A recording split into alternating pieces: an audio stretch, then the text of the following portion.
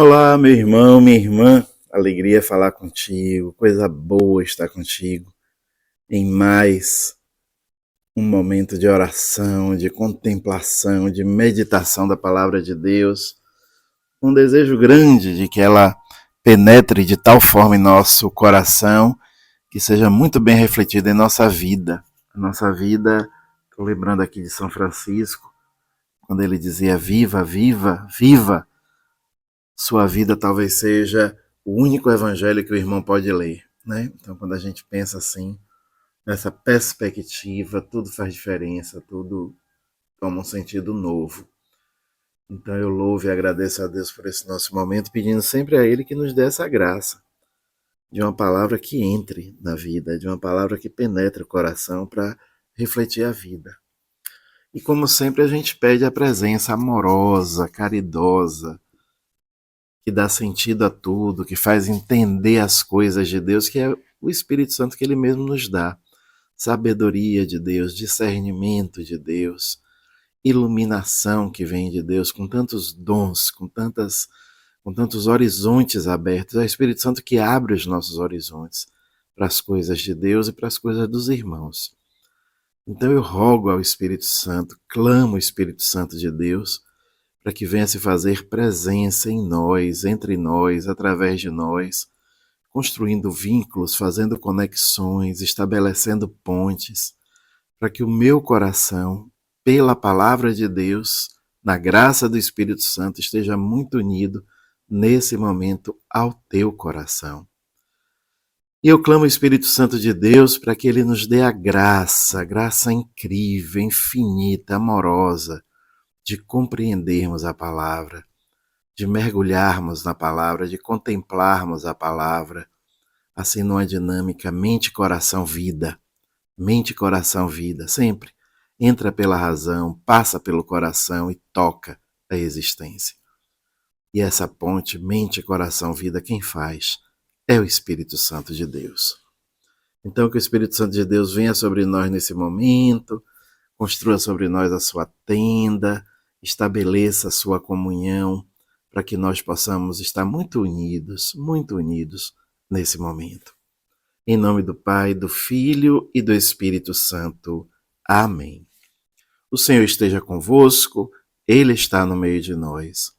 Proclamação do Evangelho de Jesus Cristo segundo Marcos.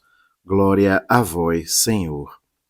O capítulo é o 2, os versículos de 23 a 28. Jesus estava passando por uns campos de trigo em dia de sábado. Seus discípulos começaram a arrancar as espigas enquanto caminhavam. Então os fariseus disseram a Jesus: Olha, por que eles fazem em dia de sábado o que não é permitido? Jesus lhes disse: Por acaso nunca lestes o que Davi e seus companheiros fizeram quando passaram necessidade e tiveram fome? Como ele entrou na casa de Deus, no tempo em que Abiatar era sumo sacerdote, comeu os pães oferecidos a Deus e os deu também aos seus companheiros? No entanto, só aos sacerdotes é permitido comer esses pães.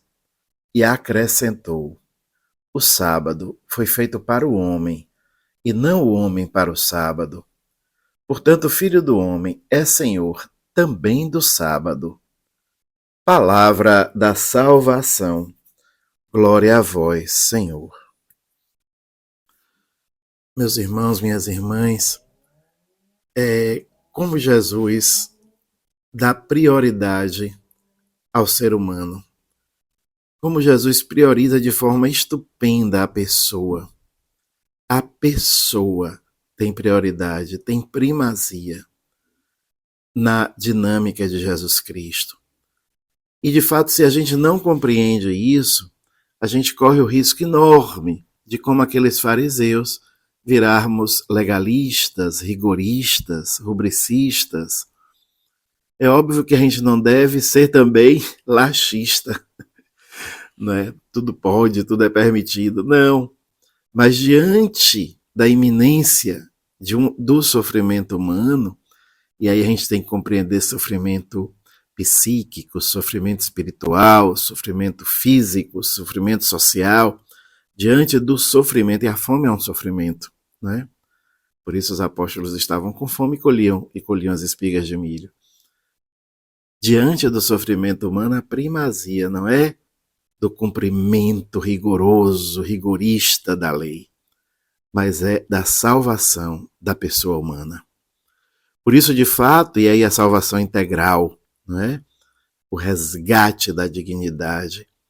Quando Jesus prioriza o ser humano, ele diz muito bem que está a serviço da causa do reino, da causa de Deus. Ele é o reino, ele é Deus. E nos ensina como esse serviço deve ser exercido, como esse serviço às coisas de Deus devem ser exercidas, não de um distanciamento, não a partir de um distanciamento da história, das realidades humanas, do concreto da vida, ao contrário, não distante, mas a partir dessas realidades.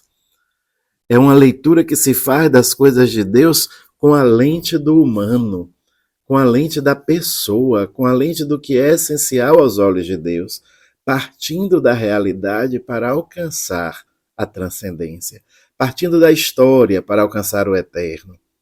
Essa é a prioridade, o olhar de um autêntico cristão. E aí a gente tem que pensar quem é Jesus, e a gente logo lembra que Jesus é o Verbo encarnado, é a palavra que se tornou carne, é o eterno que se tornou história. Quando a gente se lembra de Jesus, a gente pensa, se eu quero ser cristão, como é que eu devo fazer? O eterno deve se fazer história em minha vida. Eu preciso tocar a partir da lente da fé a história concreta das pessoas, a vida concreta das pessoas. Por isso o Papa Francisco tem insistido tanto na perspectiva do acolhimento, da bênção fraterna, a todos. Como ele disse na Jornada Mundial da Juventude, todos, todos, todos. Isso é radical, radicalmente cristão. De fato, precisamos, como Jesus fez, colocar a pessoa humana como critério da nossa ação evangelizadora. Porque, como ele disse no Evangelho que acabamos de escutar, o sábado foi feito para o homem. O sábado é que deve estar a serviço do homem, a lei a serviço do homem, nunca o homem a serviço da lei. Peçamos a Deus a graça de entender o mundo, a vida, a fé, a religião com os olhos de Cristo. Que assim seja. Amém. E que Deus mesmo te abençoe, meu irmão e minha irmã, em nome do Pai, do Filho e do Espírito Santo. Amém.